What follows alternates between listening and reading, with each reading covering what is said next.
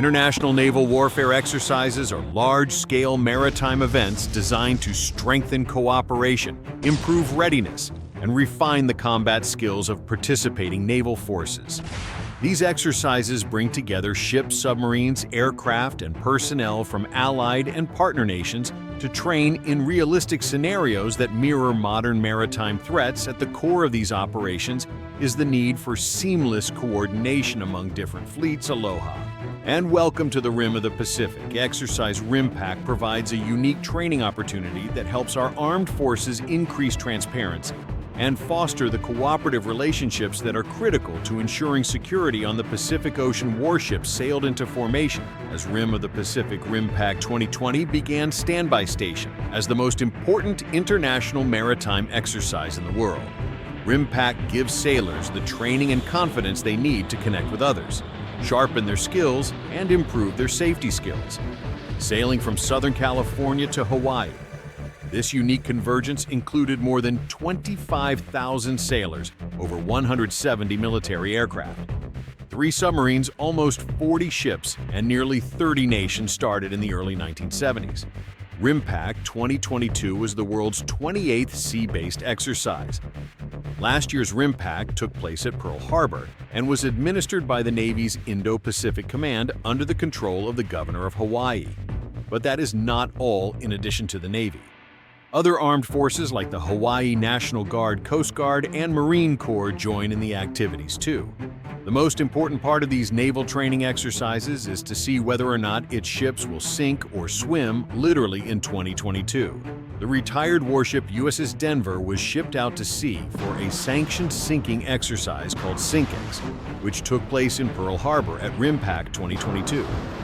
Here is the craziest part: sink at sea.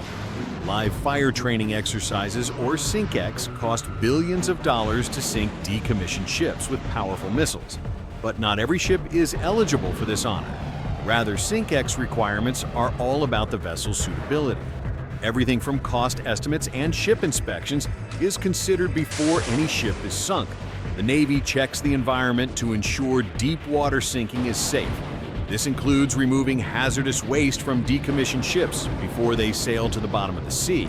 There are many ways to launch missiles nowadays, whether from ships at sea or from forces on land. In September 2020, U.S. Shiloh, a guided missile cruiser, launched its Harpoon as part of SINKEX. Meanwhile, at RIMPAC 2022, things got heated as military forces counted down from 10 for their heroic Harpoon missile launch. As a matter of fact, sailors from around the globe, including the US, Malaysia, Canada, and Australia, stuck together to sink the former US Rodney M. Davis, another decommissioned ship, during SINKEX. But why, you might ask? The answer is simple: to build their skills in live firing, targeting, and tactics at sea against surface targets. But here's the deal: decommissioned ships stay sunk at the bottom of the sea, meaning that they have to be environmentally friendly enough to avoid negatively impacting the seafloor. That means removing petroleum, fluorocarbon, mercury, floatable materials, and trash before sinking a ship. Canadian warships are also in play, with the country's military forces actively participating in these large-scale war games. Introducing HMC's Winnipeg, a Royal Canadian Navy frigate that participated in last year's RIMPAC exercise. However, instead of launching another Harpoon missile, this military ship participated in a naval torpedo exercise called TORPEX that took place in the Pacific Ocean. Thanks to its dedication to sustainability and the environment, naval forces always make sure to remove torpedoes from the ocean before they sink. These are typically recovered by smaller boats supported by air teams to avoid torpedoes becoming a part of the natural landscape. During RIMPAC 2022, Marines from around the world, including Indonesia and America, joined forces with the Australian Army to conduct a live fire exercise with snipers at sea, with snipers from Australia's 2nd Battalion in the lead Marine Corps base. Hawaii hosted the Royal Australian Regiment, gathered at a tropical firing range. At this specific sniper live fire training, soldiers and sailors from around the planet gathered together to receive instructions from the Australian Army for their on-land mission. Covered in camouflage, they sank low to the ground, surrounded by bushes to blend into the island environment, equipped with high-caliber weaponry.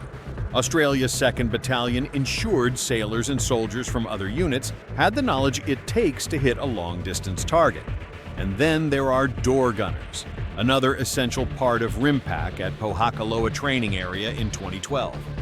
Soldiers from Marine Light Attack Helicopter Squadron 169 performed live fire training and aerial patrol over the Hawaiian Islands with 9 nations and 2,200 personnel in place. RIMPAC 2012 focused on both land-based and amphibious operations.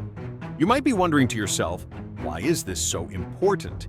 The solution is surprisingly simple to enhance joint and multinational interoperability in terms of safety. Search and rescue missions are a must for most branches of the military forces. That is why Coast Guardsmen and sailors honed these necessary skills as a part of 2014's RIMPAC exercise in Hawaii.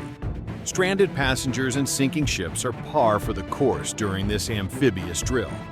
Replaying one of the worst-case scenarios that could happen at sea maneuvering drills were also critical for sailors to master during this mission. The conclusion of RIMPAC 2022 was a moment to remember, mainly because it included divers from the Australian Navy, gaining familiarization training in Pearl Harbor, Hawaii, based at Mobile Diving and Salvage Unit 1. They suited up with the proper diving gear to prepare to explore the ocean floor. Fitted with oxygen tanks and specialized helmets, soldiers dove into a deep-sea simulation, allowing them to practice their skills without actually risking their lives to do so. Once they gain familiarity with this diving practice, they are ready to go into open-water international naval warfare exercises like RIMPAC, reveal the immense scale, coordination, and expertise required to operate modern fleets across the vast Pacific. From missile launches and sinking exercises to complex search and rescue missions, these events allow nations to confront real-world challenges in a controlled environment. They refine tactics, strengthen partnerships, and ensure that sailors, soldiers, and aviators can operate together with confidence when it matters most. By sharing knowledge, comparing techniques, and executing demanding missions side by side, participating nations build a foundation of trust and interoperability that supports global maritime security. As technology advances and new threats emerge, exercises like RIMPAC will remain essential for maintaining stability across the world's oceans. That is the end of this video. I hope you enjoyed it. Make sure to subscribe to this channel so you do not miss any of our new content. See you next time.